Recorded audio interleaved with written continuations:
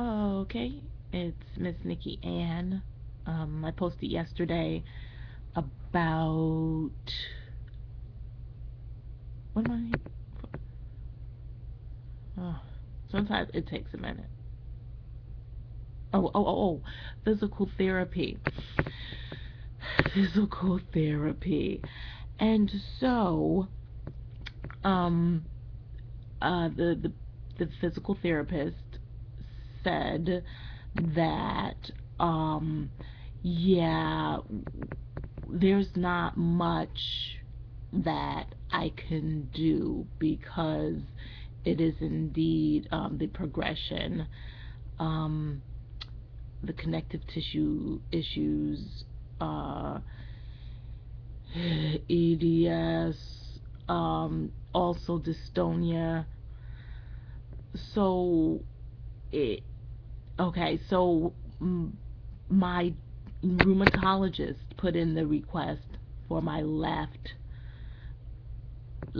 knee, okay, knee area.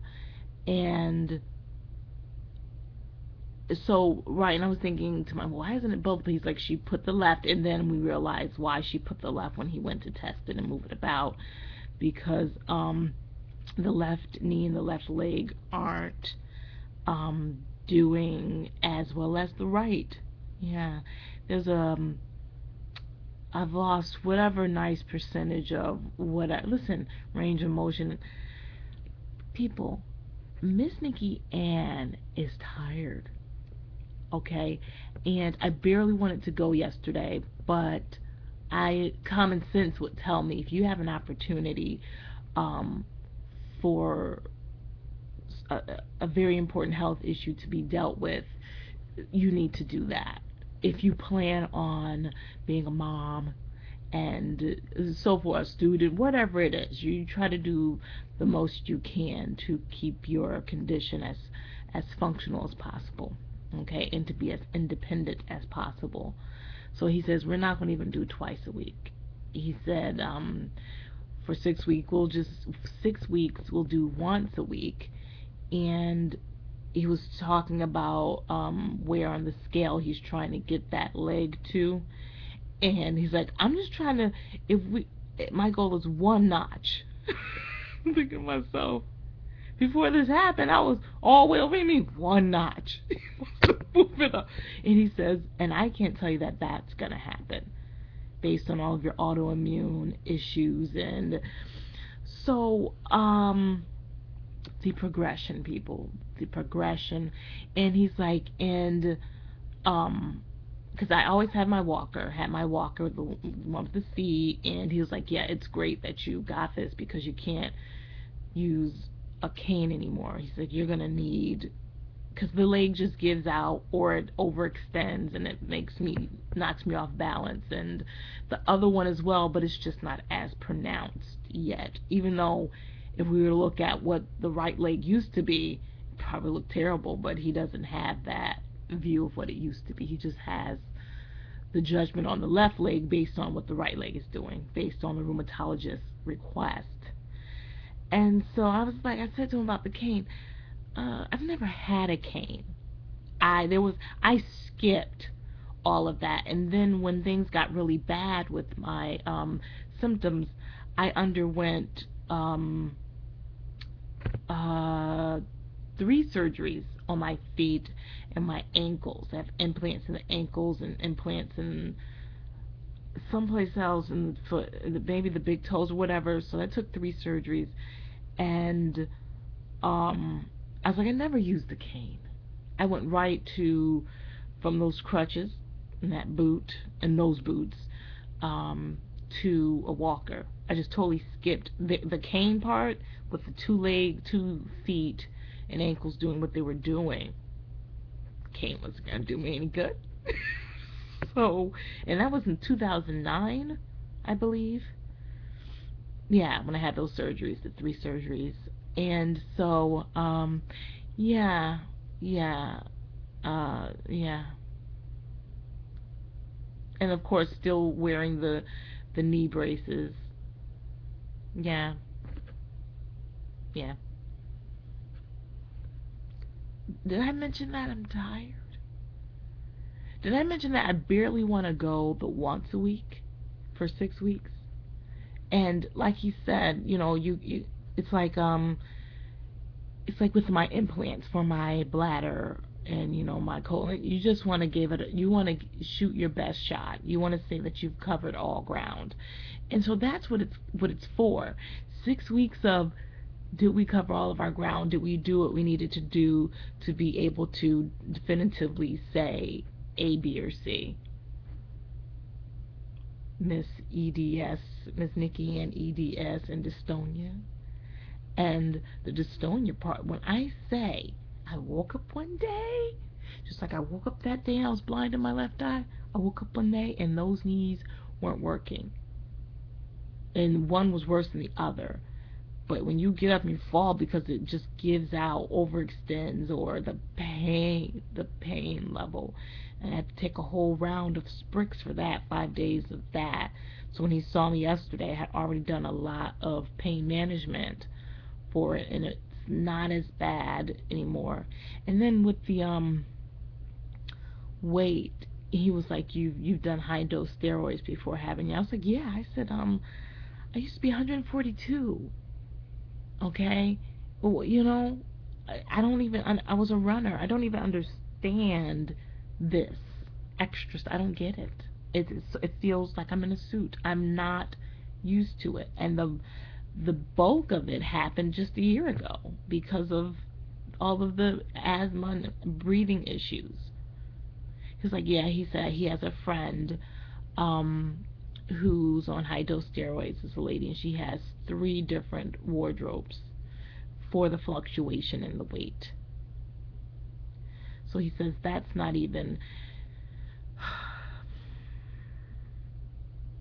And so I'm doing everything, basically. Like you said, I don't stay, I utilize this body. I don't let it, I'm on here, but soon I'll get up. I'll move about the house. And like I said, we have it all set up so I can get around and take a seat where I need to. I'm not just like, we all used to be when it first hit us, especially the POTS.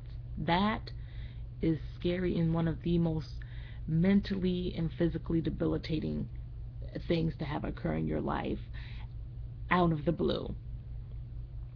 So that's just normal to do. And the doctors, they were telling me, I'd call my cardiologist. Yeah, what we need for you to do is lie down, put your feet up. Same thing when I had preeclampsia, right? Right, hyperemesis. I have both, but yeah. So I have hyperemesis and preeclampsia during my pregnancy, and everything was, and it all makes sense now. The connection between the problems, because I was sick prior to becoming pregnant. It was the first year where it really hit hard, 2004, and so yeah, they tell you to put your legs up, and I was not popping bonbons, and I was 170, and I thought, oh my gosh, that was a big deal. And then once I hit my pregnancy weight, which was 205, I was like, oh snap. And then came the high dose steroids. It started off at 30 pounds, and then now it's at 50, so 250. And I did not change, I did not uh, consume any extra food. There was no big shift in my diet. If anything, the shift was eat less, eat more fresh foods, and eat less processed food for so many reasons. And also because, yes, I am a lot more sedentary, but when I was 100% bedridden, I was eating more than I eat now because I didn't even know then that, I should change something. And with that, eating what I wanted, and that was the 170. And it stayed there. It was very it was very even. I don't eat as much as I ate then, and I wasn't moving at all. So for the people out there, and I don't care what anybody says, that Florinef, I haven't been the same since. Okay? And I've heard talk of it. I've heard, people want to talk about the low dosage of the something altered, something in that Florinef, the small steroid, whatever, altered um, my body, its metabolism, and also what's the other med I believe has done so?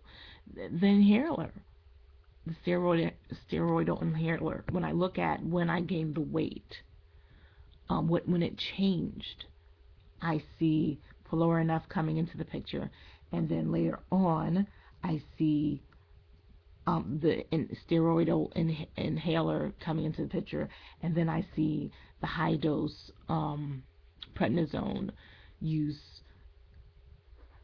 All those 3 times, I was subjected to some type of change in the metabolism.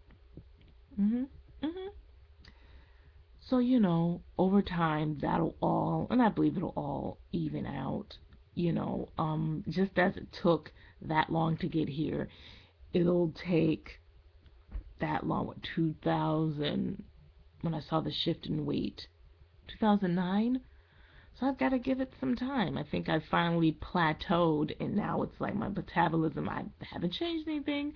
It's staying put, my weight, and I think something will change, and it could, something like physical therapy could help to reboot my metabolism. I didn't have to do anything to be 142. You got to understand. If I exercised and was badass about it, then I was 138. If I wanted to be crazy, I could get down to 135, but it was hard. I'm just naturally built like a runner. Okay? So I'm gonna go, because ultimately, what am I saying? It's a quiet house. I think the hamsters are asleep. The 8-year-old is asleep. Hmm.